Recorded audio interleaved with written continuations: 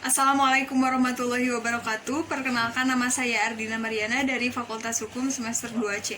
Di sini saya akan mereview materi perkuliahan pertemuan ke-9 bab 5, yaitu sifat melawan hukum, oleh dosen pengampu Profesor Dr. Hajah Heni Nuraini SHMH dan asisten dosennya Dr. Muhammad Rendi Aridayandi SHMH.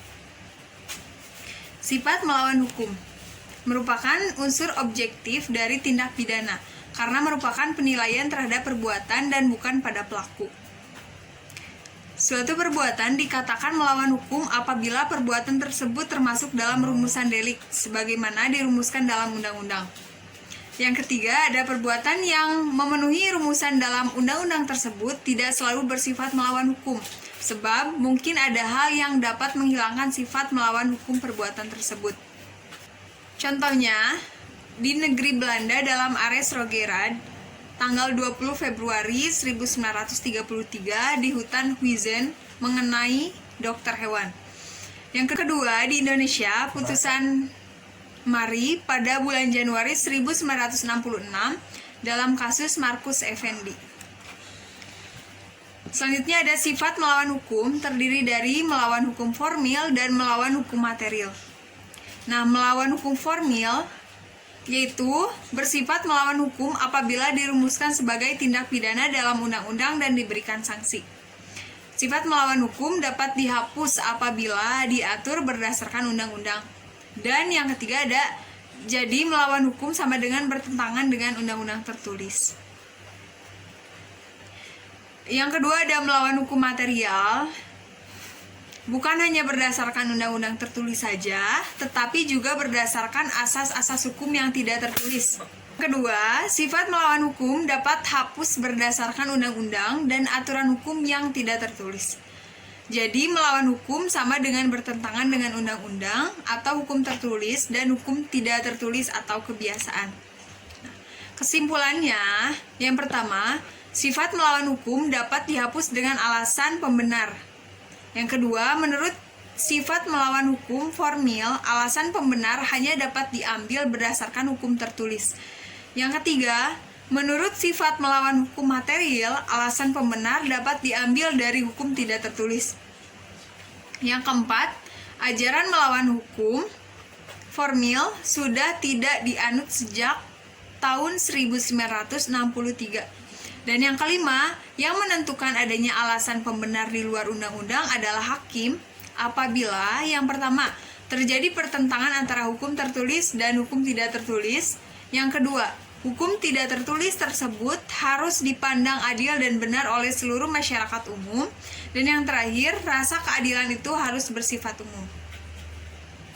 Nah, sifat melawan hukum material dibagi menjadi yang pertama, ada dalam fungsi negatif, yaitu mengakui kemungkinan adanya hal-hal yang ada diatur di luar undang-undang untuk menghapuskan sifat melawan hukumnya perbuatan yang memenuhi rumusan undang-undang. Yang kedua ada dalam rumusan positif, menganggap suatu perbuatan tetap sebagai tindak pidana walaupun tidak nyata diancam dengan pidana dalam undang-undang. Jadi mengakui adanya hukum tidak tertulis sebagai hukum positif. Yang ketiga, sistem hukum pidana Indonesia menganut ajaran melawan hukum material dalam fungsi yang negatif, contohnya Ares dokter hewan. Nah, apakah sifat melawan hukum harus dibuktikan? Apabila dicantumkan dalam rumusan tindak pidana secara tegas, maka unsur melawan hukum harus dibuktikan. Yang kedua, dalam fungsi negatif tidak perlu dibuktikan.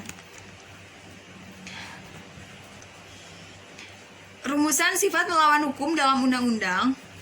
Undang-undang yang mengatur istilah melawan hukum alasannya adalah untuk adanya kekhawatiran apabila tidak diatur secara tegas.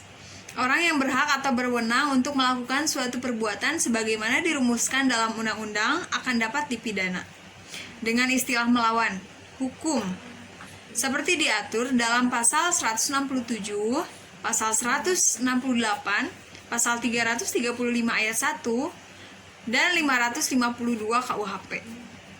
Istilah lainnya seperti tanpa mempunyai hak untuk itu ada pada pasal 303 pasal 548 dan pasal 549 KUHP.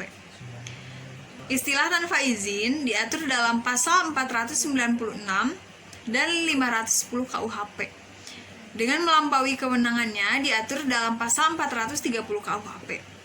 Tanpa menghilangkan cara-cara yang ditentukan oleh peraturan umum diatur dalam pasal 429 KUHP. Sekian review materi yang dapat saya sampaikan. Kurang lebihnya mohon maaf. Wabillahi taufiq wal hidayah. Wassalamualaikum warahmatullahi wabarakatuh.